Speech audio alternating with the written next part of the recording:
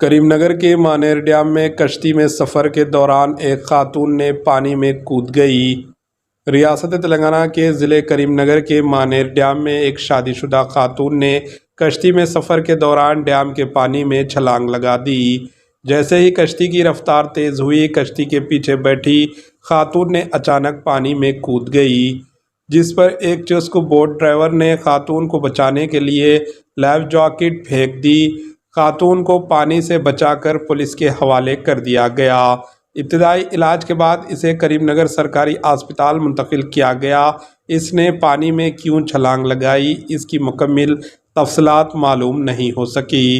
गुज़िश्ता कुछ दिनों से डैम में टूरिस्टों के लिए कश्तियां चला रही है। डैम की खूबसूरती के देखने के लिए सयाहों की बड़ी तादाद कश्ती में के लिए सफ़र आ रही है। इस वाक़ये के साथ ही आमला ने सयाहों की हिफाजत में पर ज़्यादा तवज्जो देना शुरू कर दिया। Bureau report, H N news.